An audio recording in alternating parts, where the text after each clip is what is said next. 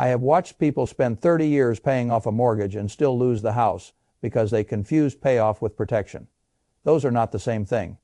A paid-off house feels like safety. It feels like the finish line. It feels like the day the banker finally steps out of your living room and leaves you alone. But in the real world, a paid-off house is often the moment your property becomes most visible to the wrong eyes. The mortgage is gone, the equity is obvious, the public record is clean, and if you are older, living quietly, perhaps widowed or retired, you are no longer just a homeowner. You are a vault sitting in plain sight. That is the part too many people never understand until after the damage is done. I remember reading about a retired teacher in Clark County. She did everything the respectable way, worked her life away, paid for the house, stayed current, caused no trouble. She did not lose her home to a fire, a flood, or a foolish investment. She nearly lost it because somebody forged a deed, walked it into the county recorder's office, filed it, and the system accepted it as if ownership were a casual rumor instead of the foundation of a person's life. By the time she untangled the mess, she had spent thousands in legal fees, proving that her own house was still hers. The worst part was not the fraud. The worst part was how preventable it was. There was a free alert system that could have warned her almost immediately, and nobody ever told her it existed. That story did not shock me because it was rare. It shocked me because it was ordinary. When I was younger, people thought the biggest threat to a house was the bank. They thought if you could just get the mortgage paid off, the fight was over. That was always an incomplete way to think. The mortgage was only one kind of threat. Once the lender disappears, other threats step into the light. Scammers, creditors, probate, tax liens, county deadlines, adult children who mean well but do not understand paperwork. Public records that reveal too much. Silence from local offices that assume you already know the rules. That is how people lose wealth in America. Not always through spectacular mistakes, often through administrative neglect. And that is why I tell people something that sounds almost rude the first time they hear it. If you own your home free and clear, especially after 60, you do not own a fortress. You own an unguarded vault unless you install the locks yourself. That is the whole. When I look at a paid-off house, I do not ask only what it is worth. I ask what protects it. I ask who can see it. I ask what happens if a creditor wins a judgment. I ask what happens if the IRS comes first. I ask what happens if someone files a forged deed on Tuesday and the owner does not discover it until next month. I ask what happens when the owner dies and the family discovers there is no trust, no clean transfer path, no privacy, and no plan. I ask what happens when property taxes are missed at the exact moment grief, illness, or confusion arrives. A house is not secured by emotion. It is secured by documents. And there are 5 of them, or 5 categories of them, that matter more than most retirees realize. The first lock is the homestead declaration. If I owned a primary residence and I had not filed one where my state allowed it, I would treat that omission like a hole in the roof. Not because a homestead declaration solves every problem. It does not. But because it can wall off a meaningful portion of your equity from the most common predators who come after older homeowners after a judgment, a medical dispute, or an unsecured debt collection action. The details vary by state, and that variation matters. In some states, the shield is enormous. Florida and Texas have protections so broad that they change the entire conversation about primary residence equity. In others, the amount is finite but still substantial. California uses county-based formulas tied to local prices. Massachusetts gives especially strong protection to older homeowners. Nevada protects a very large amount. Some states protect far less than people imagine, but the principle is constant. If state law offers a shield for your primary residence, and you have to record or claim that shield, you do it before trouble arrives, not after. That is one of the central differences between ordinary people and sophisticated people. Sophisticated people do not wait for a threat to become visible. They pre-position protection while life is still calm. The homestead declaration is not glamorous. It will not make you $1 richer tomorrow morning. It will not impress anyone at dinner. But many of the best financial decisions work exactly that way. They are dull before they are decisive. A one-page filing, often notarized and recorded locally, can mean the difference between a creditor seeing your house as available equity and a creditor seeing a legal barrier. When you are older, barriers matter. Now, I want to be very plain about what that lock does not do, because confusion is expensive. A homestead declaration is not a magic spell. It does not stop a mortgage lender from foreclosing if you do not pay the mortgage. It does not overpower a federal tax lien. It does not erase reality. It simply says that under state law, a defined amount of equity in your primary residence is protected from many unsecured claims. That is a narrower statement than people want, but it is still one of the most important pieces of paper many homeowners never file. The second lock is speed. People think theft begins when money moves. Often it begins when paperwork moves. If someone can forge a deed and file it before you know what happened, the real issue is not only fraud. The real issue is detection lag. In finance, delay is expensive. In real estate, delay can be catastrophic. The longer a fraudulent filing sits unchallenged, the more likely it is to be leveraged, sold, layered, or entangled in somebody else's transaction. That is why a free county-level property fraud alert is so powerful. It shrinks the gap between the attack and your awareness. I love anything that improves reaction time without demanding constant vigilance from the owner. That is what this does. In many counties, you can sign up online in minutes. You enter your name or property details, and if a deed, lien, or other document is recorded against the property, you receive an alert. Not after months of damage, not when a lawyer finally calls, not when a buyer appears at your door.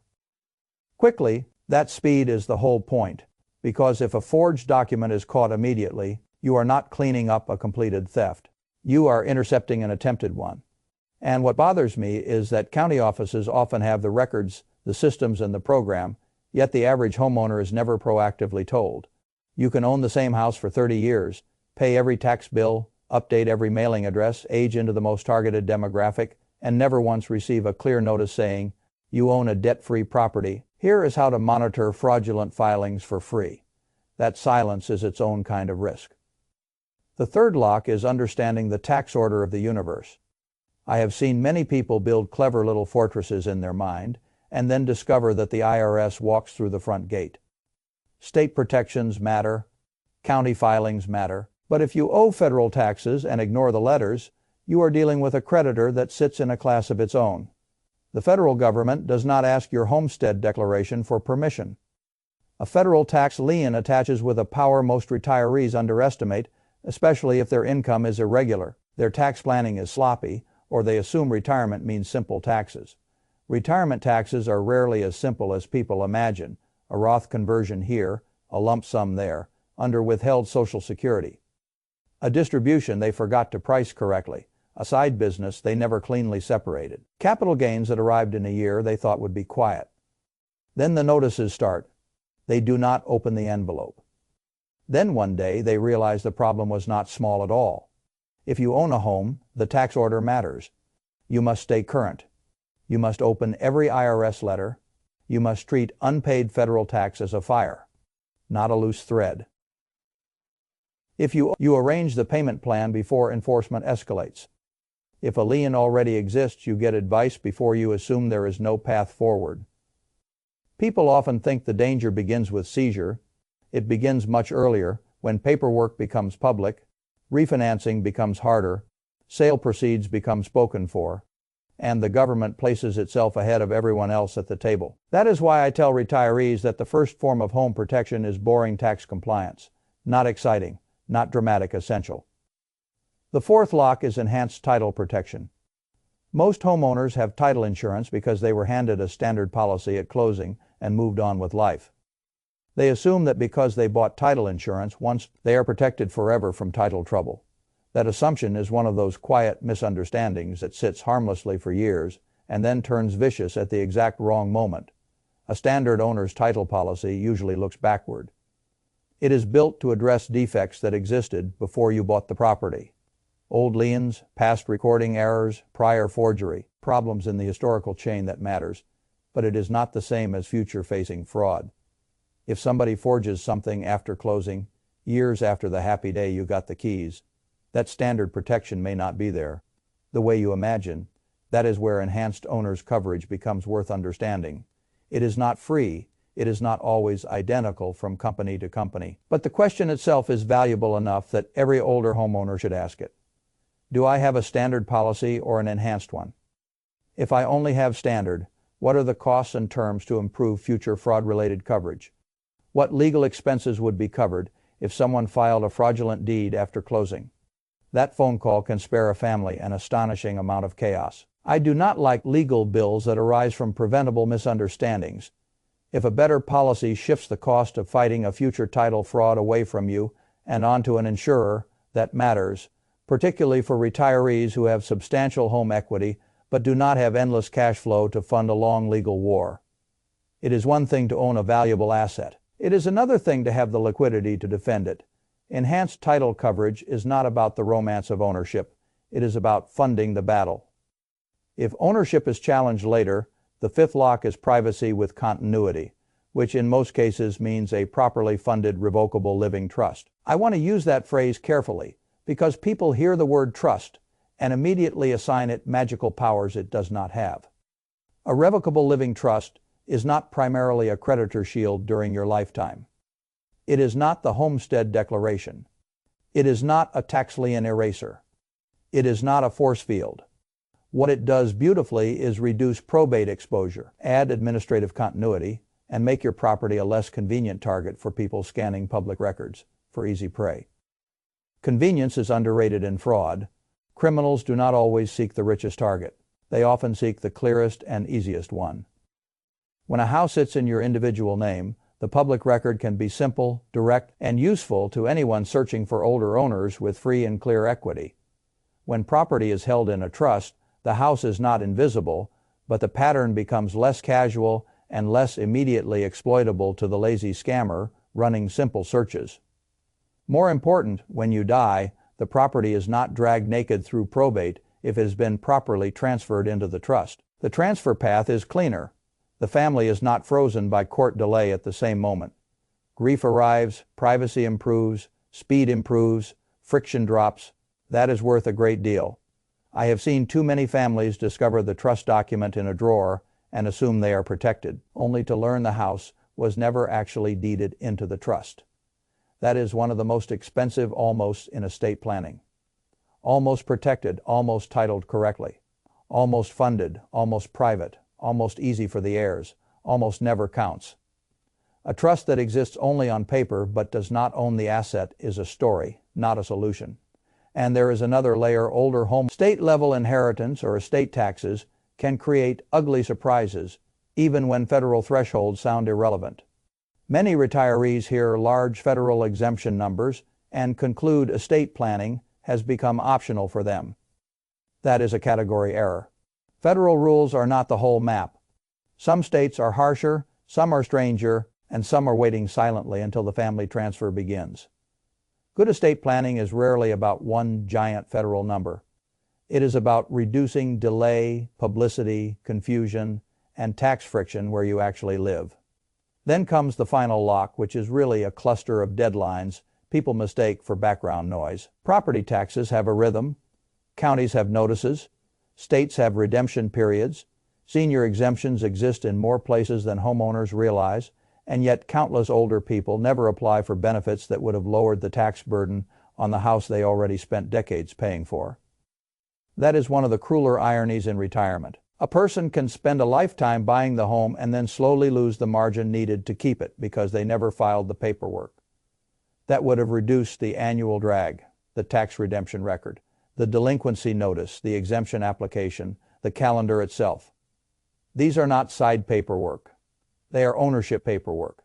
I want to say something harsh but true. Many retirees do not lose houses because they lack net worth. They lose them because they miss process. That is what the public usually fails to understand about the famous Minnesota case involving the 94-year-old woman whose condo was taken over a comparatively modest tax delinquency and then sold for far more than what she owed. Most people hear the story and focus on outrage, which is natural. I focus on structure. The state had a process. The owner fell into it. The recovery path was narrow, and the timing was unforgiving. The Supreme Court eventually pushed back on the government, keeping value beyond what was owed. and rightly so. But you do not want to meet justice at the Supreme Court level over property taxes in the first place. You want the exemption filed, the notices opened, the deadline understood, the delinquency corrected, and the redemption window known before the machine starts moving. People assume home theft means a criminal in a ski mask. Sometimes it means a county clock. So when I lay these locks out, I do not do it as a legal lecture. I do it as a wealth lesson. Wealth is not just the acquisition of assets. It is the retention of assets under pressure. Anybody can understand the romance of buying a house. Too few people understand the administration of keeping one. That is why older homeowners become vulnerable. They are often asset-rich, paper-poor, and psychologically attached to the belief that if the mortgage is paid, the danger must be behind them. In truth, the danger changes shape. It becomes quieter, more procedural, less cinematic, more likely to arrive by mail, by filing, by search result, by county website, or by your own failure to know what had to be done. When I built wealth, I learned that money does not disappear only through bad investments. It disappears through leaks, through exposure, through failing to respect the system around the asset. The house is no different. If I were sitting across from a 65-year-old homeowner with a paid-off house, I would tell them to stop admiring the equity and start checking the locks. I would ask whether the homestead protection is actually filed, not vaguely assumed. I would ask whether property fraud alerts are turned on. I would ask whether the IRS has any unresolved claim and whether every federal notice gets opened the day it arrives. I would ask whether the title coverage is standard or enhanced and whether the owner knows the difference. I would ask whether a revocable living trust exists and, more important, whether the deed is truly in the trust. I would ask whether every senior property tax exemption has been claimed, whether delinquency status has been checked, and whether the redemption timeline in that state is understood before it is ever needed. And then I would tell them something I wish more people heard while life is still ordinary. A house is not protected because you love it. A house is protected because the legal and administrative system recognizes, monitors, and defends your claim to it faster than a scammer. A creditor, a probate court, or a tax authority can erode it. That is not poetry. That is ownership. The great tragedy of retirement in America is not only that people worry about running out of money. It is that millions of people are standing on top of the largest asset they will ever own and have never been taught how to harden it. They know how to mow the lawn, pay the utility bill, and replace the roof. They do not know how to fortify title, protect equity, reduce tax drag, or keep the family out of probate confusion. So they live in a valuable house with a weak paperwork perimeter and call that security. I would treat the paperwork around my home the same way I treat locks on a bank vault, quietly, systematically, without waiting for a story in the newspaper to scare me into action. You do not file these documents because you are paranoid. You file them because peace of mind should not depend on luck. You file them because you do not want a forged deed to teach you about speed. You file them because you do not want a civil judgment to teach you about equity exposure. You file them because you do not want a probate lawyer to teach your children about delay. You file them because you do not want the county to teach you about redemption windows after the clock is already running. You file them because the difference between protected wealth and exposed wealth is often one afternoon and 5 pieces of paper. That is how I would think about it. Not as fear, as stewardship. I spent most of my life learning that the first rule of keeping wealth is to stop behaving as though ownership is a feeling.